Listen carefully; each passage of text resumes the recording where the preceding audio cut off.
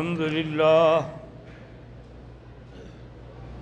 لله وكفى والصلاة والسلام على خاتم الأنبياء سيدنا وحبيبنا محمد المصطفى وعلى آله المجتبى وأصحابه النجبى.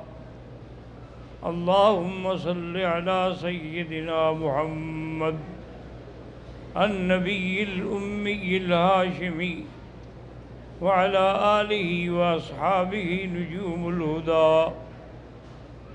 أما بعد فقد قال الله تبارك وتعالى في القرآن المجيد والفرقان الحميد: أعوذ بالله من الشيطان الرجيم. بسم الله الرحمن الرحيم. والسابقون الأولون من المهاجرين والأنصار والذين اتبعوهم بإحسان رضي الله عنهم ورضوا عنه. قال النبي صلى الله عليه وسلم: خير القرون قرني ثم الذين يلونهم ثم الذين يلونهم، أو كما قال النبي صلى الله عليه وسلم.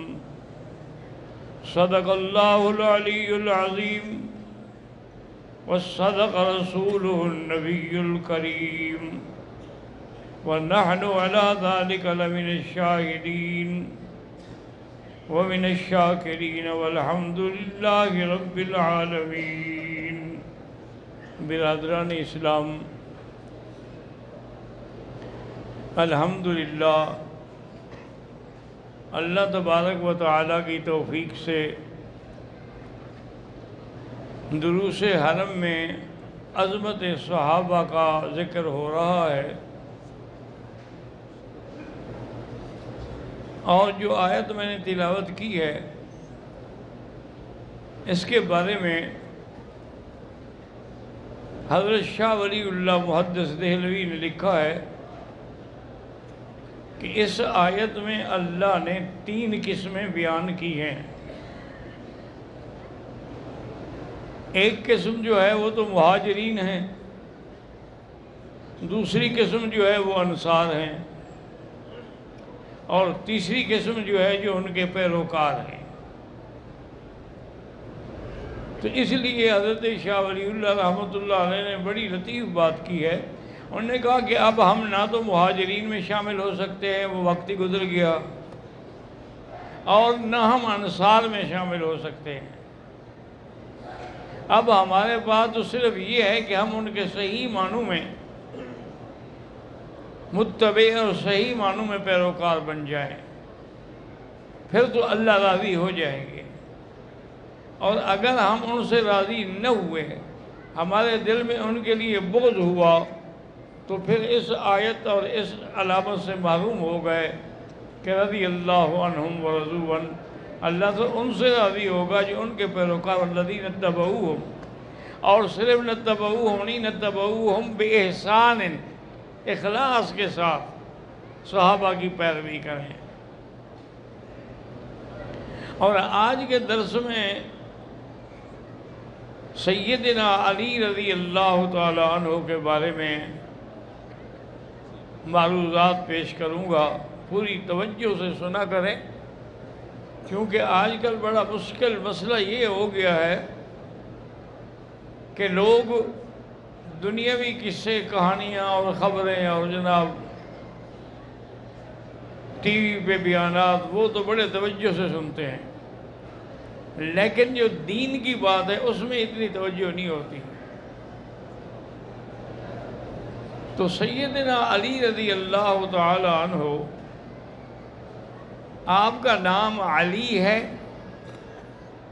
آپ کا لقب حیدر ہے، اور آپ کی پہلی کنیت ابو الحسن ہے اور دوسری کنیت ابو تراب ہے.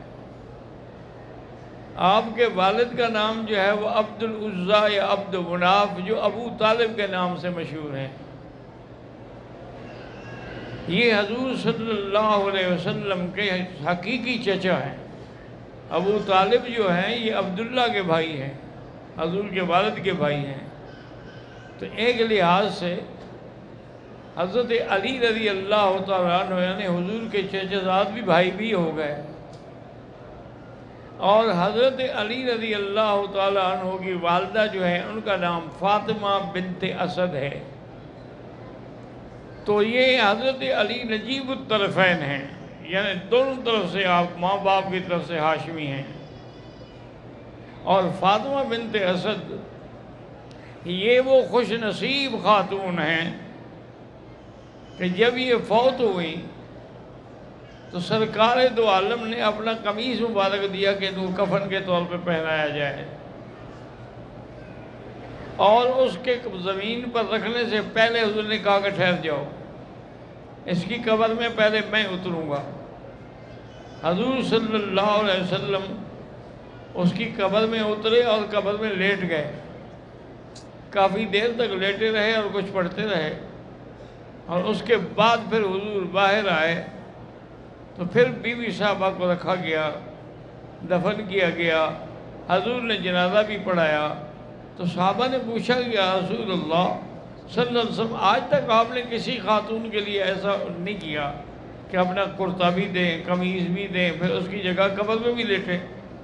آپ نے فرمایا بات سنو، ابو طالب کی موت کے بعد جتنے احسانات اس عورت کے میرے اوپر ہیں اور کسی کے نہیں، اس نے جو میرا ساتھ دیا ہے، اس نے جو میرے لیے اپنا جان مال قربان کیا ہے، تو میں اس کو اور کیا بدلہ دے سکتا تھا؟ اس نے میری دنیا سنوارنے کی کوشش کی، میں نے اس کی آخرت سنوارنے کی کوشش کی ہے۔ تو سیدنا علی رضی اللہ تعالی عنہ یہ فاطمہ بنت اسد میں سے ہیں اور نجیب الطرفین ہیں۔ پہلی کنیت آپ کی ابو الحسن اس لیے ہے کہ آپ کے بڑے بیٹے کا نام حسن ہے، تو یہ عرب میں کہتا ہے کہ کنیت بڑے بیٹے کے نام سے ہوتی ہے، ابو الحسن۔ جیسے میرے بیٹے عارف تھے، میں ابو عارف محمد خیر ایجادی لکھتا تھا۔ بہرحال اللہ کو منظور تھا ان کی وفات ہو گئی۔ اور بہرحال یہ بھی سچی بات یہ ہے کہ ہمیں بڑی توجہ سے دیکھنا چاہیے کہ موت تو برحق ہے، موت سے تو کوئی بھی نہیں بچ سکتا، لیکن یہ بھی تو خوش نصیبی ہے نا کہ موت آئے اور حرمین میں آئے۔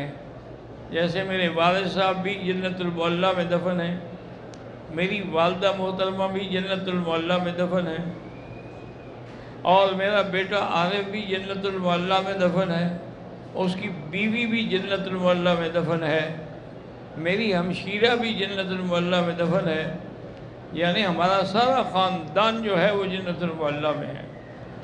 تو یہ اللہ کا احسان ہے۔ ہمارے دوست بھی ہیں اور محبت کی بنا پر ہم ان کو بھائی بھی کہتے ہیں، وہ بھی مجھے بھائی جب بھی فون کریں گے تو بھائی جان کہہ کے بات کریں گے۔ مولانا منظور صاحب ہیں، نعمانی زہر پیر، ہمارے علاقے میں ایک جگہ ہے خانپور کے قریب، بہت بڑا مدرسہ ہے ان کا ماشاءاللہ، اور ویسے بھی وہ بہت بڑے عالم ہیں، محدث بھی ہیں، مفسر بھی ہیں، اور رمضان المبارک میں دورہ حدیث دورہ تفسیر پڑھاتے ہیں۔ تو پہلے تو وہ کراچی میں پڑھاتے تھے، اب میرے علم میں نہیں ہے کہاں پڑھاتے ہیں۔ انہوں نے مجھے ایک دن کہا کہ مکی صاحب آپ کو مبارک ہو، ان کا بھی نوجوان بیٹا فوت ہوا ہے۔ انہوں نے کہا کہ میں نے خواب میں دیکھا کہ آپ کی گھر والی اور آپ کی ہمشیرہ یہ دونوں بڑے اعلیٰ لباس میں ہیں، اور بڑا جیسے آدمی کوئی شادی کے لیے تیار ہوتا ہے اس طرح تیار کھڑے ہیں۔ تو میں نے دور سے السلام علیکم کیا تو انہیں مجھے پکڑ لیا، کہا لگے تم ہمارے بیٹے ہو، ہمارے برخوردار ہو، دور سے کیوں مل رہے، آؤ میرے گلے لگ جاؤ۔ میں مجبوراً ان کے گلے بھی لگا۔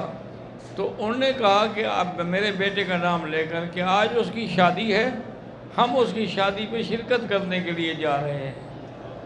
تو انہوں نے کہا جناب یہ اتنا مبارک خواب ہے، یعنی وہ بھی جنت میں اور آپ کی والدہ اور آپ کی بہن جو ہے وہ بھی جنت میں۔ تو بہرحال یہ ہے کہ یہ بھی ایک خوش نصیبی کی بات ہوتی ہے اللہ تبارک و تعالی، لیکن ان ساری چیزوں کے ساتھ سب سے بڑی بات یہ ہے کہ خاتمہ ایمان پہ ہو۔ انسان کا خاتمہ جو ہے نا جی، وہ ایمان پہ ہونا چاہیے۔ ایمان پہ اگر خاتمہ نہ ہو تو پھر چاہے وہ حرم میں دفن ہو، یا چاہے وہ مکے میں دفن ہو، یا چاہے مدینے میں دفن ہو، چاہے کعبے کے اندر دفن ہو، نجات نہیں ہوگی۔ نجات تب ہوگی جب خاتمہ ایمان پہ ہوگا،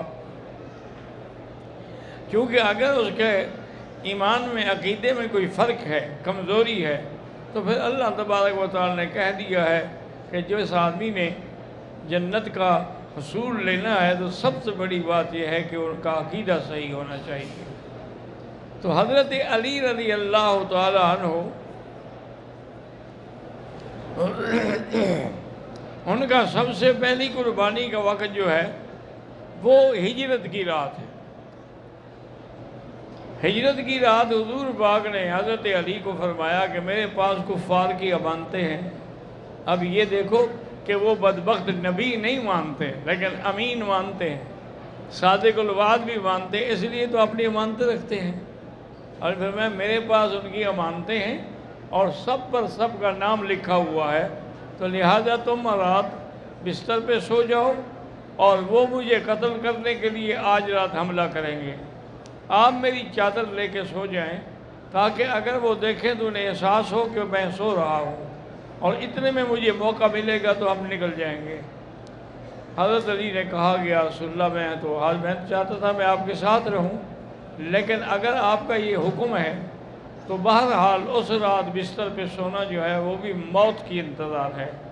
یہ معمولی بات نہیں تھی، لیکن اللہ جس کو شان دے، یعنی حضرت علی کو حضور کے بستر پہ سلایا اور اللہ نے اس کی کفار کی امانتیں اس کے سپرد، اور اللہ کی امانت جو ہے وہ ابو بکر کے سپرد۔ وہ حضرت حضور کے ساتھ ابو بکر جا رہے ہیں رضی اللہ تعالی عنہ وارضاہ۔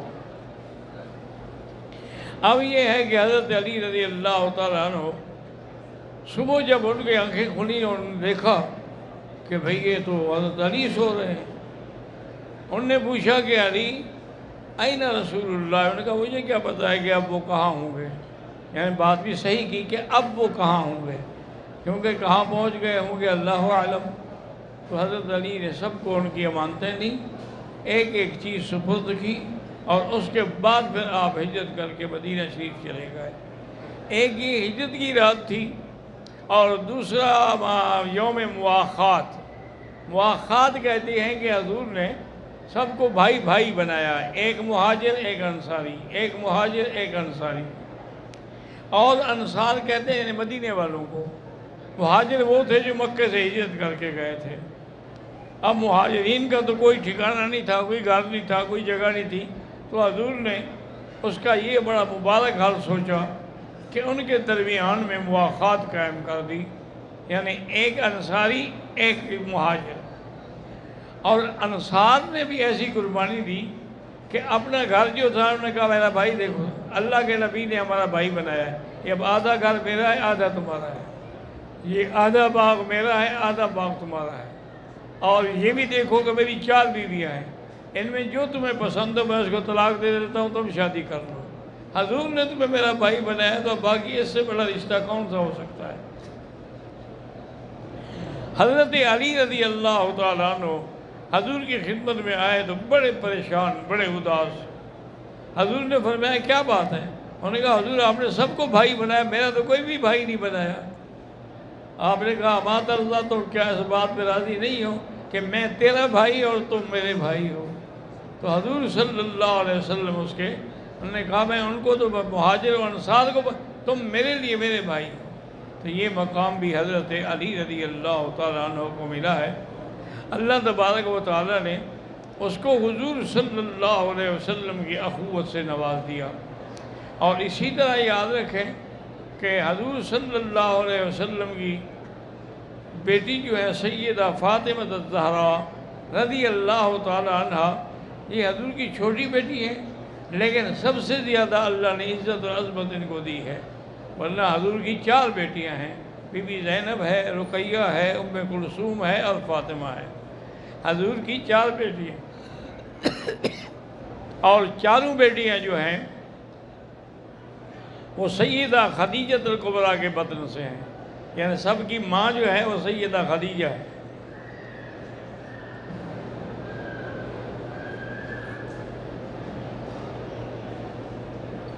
تو حضور صلی اللہ علیہ وسلم کی پیاری بیٹی، جس کا اتنا بڑا مقام تھا کہ جب وہ حضور کے گھر آتی تھی تو حضور کھڑے ہو جاتے تھے اور اس کے سر پہ بوسہ دیتے تھے، اور جب حضور اس کے گھر میں جاتے تو وہ بھی استقبال کے لیے کھڑے ہو جاتی تھی۔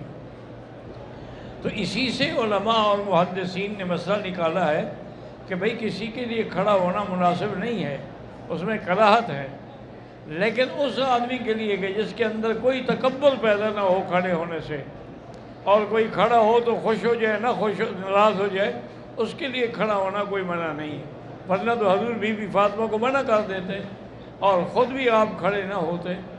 اور حضور پاک نے جس کے بارے میں اتنا بڑا اعزاز فرمایا کہ فاطمہ بضعۃ منی، فاطمہ میرے جگر کا ٹکڑا ہے، من احبها فقد احبنی ومن ابغضها فقد ابغضنی، جس نے اس سے محبت کی اس نے مجھ سے محبت کی، اور جس نے بی بی فاطمہ سے بغض رکھا اس نے مجھ سے بغض رکھا ہے۔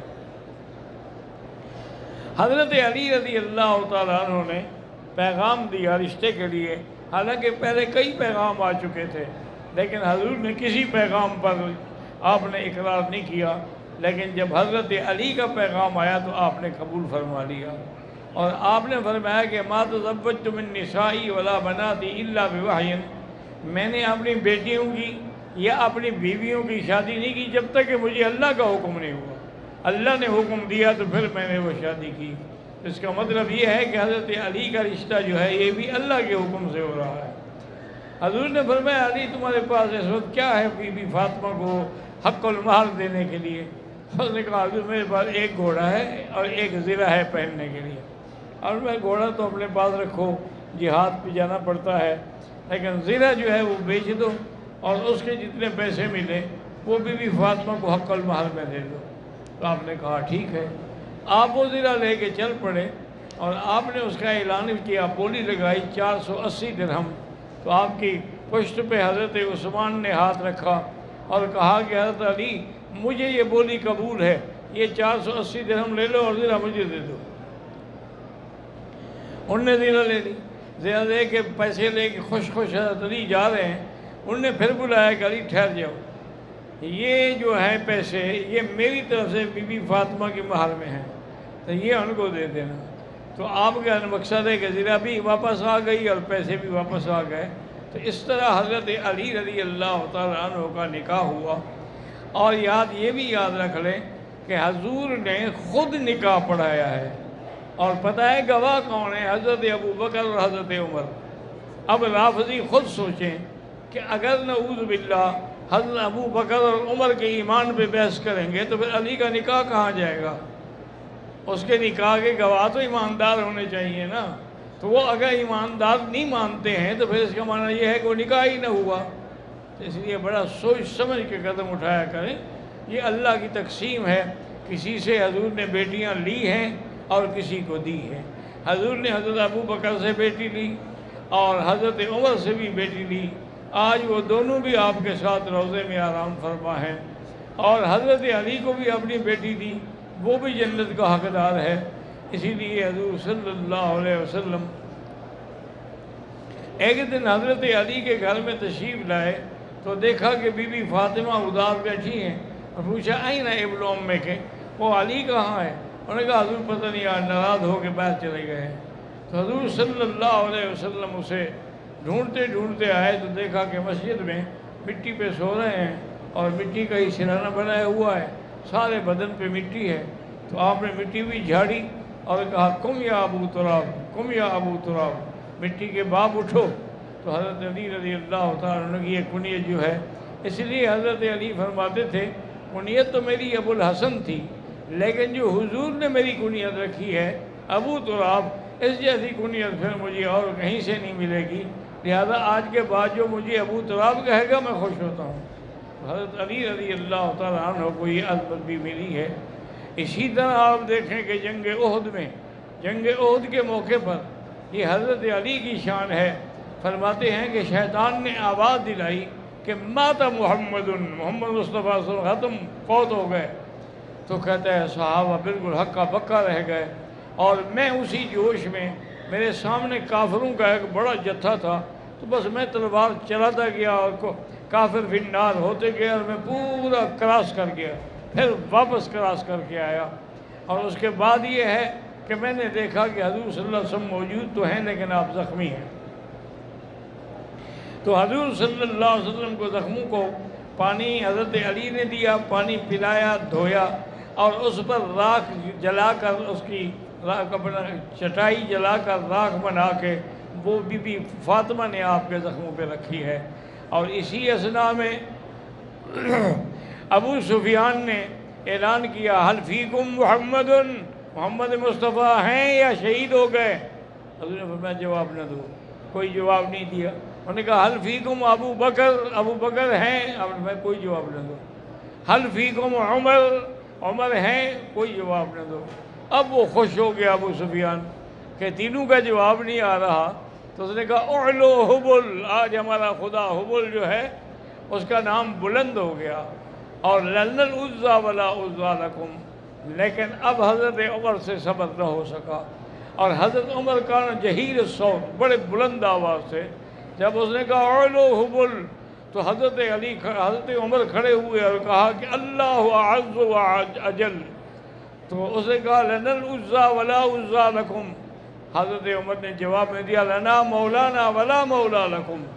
اس نے کہا قتلانا و قتلاکم سواء، ہم تمہارے بھی، تم نے ہمارے 72 مارے تھے، ہم نے بھی تمہارے 72 برابر ہو گئے۔ انہوں نے فرمایا لیسو سوا، برابر نہیں ہیں، قتلاکم فی النار و قتلانا فی الجنہ، تمہارے جو قتل ہوئے ہیں وہ جہنم میں جائیں گے اور ہمارے جنت میں جائیں گے، برابر کیسے ہو گئے؟ تو اتنا بڑا مقام جو تھا۔ پھر حضور صلی اللہ علیہ وسلم نے جب تبوک کے لیے تیاری کی تو آپ نے حضرت علی رضی اللہ تعالیٰ سے فرمایا کہ یا علی ایسا کرو کہ انت تخلفنی، میرے گھر میں تم رہو اور پیچھے تم ساری نگرانی کرو۔ انہوں نے کہا یا رسول اللہ تخلفنی بالصبیان، مجھے آپ بچوں میں چھوڑ کے جائیں گے، آپ جہاد پہ چلے جائیں گے؟ آپ نے فرمایا کہ اما ترضیٰ، تم اس بات پہ راضی نہیں ہو ان تکون بمنزلت ہارون من موسیٰ، تم میرے لیے اسی طرح ہو جیسے ہارون اور موسیٰ علیہ السلام تھے، کہ موسیٰ علیہ السلام بھی ہارون کو چھوڑ کے گئے تھے، میں بھی آپ کو چھوڑ کے جا رہا ہوں، لیکن الا لا نبی بعدی، لیکن میرے بعد کوئی نبی نہیں ہوگا۔ اس لیے بعد استدلال کرنے کی کوشش کرتے ہیں نا جی کہ حضور نے مثال دی ہے موسیٰ اور ہارون کی، تو ہارون کو خلیفہ پر، تو اس لیے حضرت علی کو خلیفہ، تو حضور نے بتا دیا کہ لا نبی بعدی، میرے بعد کوئی نبی نہیں ہے۔ اچھا، پھر اتفاق یہ ہے کہ کسی ظالم کو ختم نبوت پہ حملہ کرنے کا موقع نہ ملے۔ حضرت ہارون جو تھے وہ حضرت موسیٰ علیہ السلام سے پہلے فوت ہو گئے، جب پہلے فوت ہو گئے تو بعد میں کیسے وہ خلیفہ بنیں گے؟ تو اس لیے ہمیشہ یہ مقام جو تھا یہ بھی حضرت علی رضی اللہ تعالیٰ عنہ کو ملا ہے۔ حضور صلی اللہ علیہ وسلم جب جنگ خیبر کے لیے تشریف لے گئے تو وہاں بہت قلعے تھے۔ یہ یہودیوں کی عادت ہے کہ ہر جگہ یہ بڑے بڑے قلعے بنا کے رہتے ہیں، تو وہاں بڑے قلعے تھے، اور سارے قلعے الحمدللہ مختلف صحابہ کے ہاتھ سے فتح ہو گئے، لیکن ایک قلعہ بچ گیا، قلعہ قموس، اور اس کو قلعہ مرحب بھی کہتے تھے اور قلعہ قموس بھی کہتے تھے۔ تو حضور صلی اللہ علیہ وسلم نے اعلان فرمایا کہ کل میں اس بندے کو جھنڈا دوں گا جو اللہ سے محبت کرتا ہے اور اللہ کے رسول سے بھی محبت کرتا ہے، اور اللہ اور اللہ کا رسول بھی اس سے محبت کرتے ہیں، اور اسی کے ہاتھ پہ فتح ہوگی۔ صحابہ کہتے ہیں کہ ساری رات ہمیں نیند نہیں آئی کہ بھئی یہ خوش نصیبی کس کو ملتی ہے، یہ پیغام اور یہ جھنڈا اور یہ فتح یہ کس کے ہاتھ میں آئے گی۔ صبح کی نماز کے بعد فوراً حضور نے فرمایا این علی، حضرت علی کہاں ہیں؟ تو صحابہ نے کہا فی عینیہ رمد یا رسول اللہ، حضرت علی کی آنکھوں میں تکلیف ہے، وہ چل نہیں سکتے، انہوں نے تو نماز بھی خیمے میں بیٹھ کے پڑھی ہے، ادعو علی لے آؤ حضرت علی کو۔ تو حضرت علی دو آدمیوں کے کندھے پہ ہاتھ رکھ کے آئے، چل نہیں سکتے تھے۔ حضور کی خدمت میں جب آگے بیٹھے، حضور نے فرمایا کہ میں نے فیصلہ کیا ہے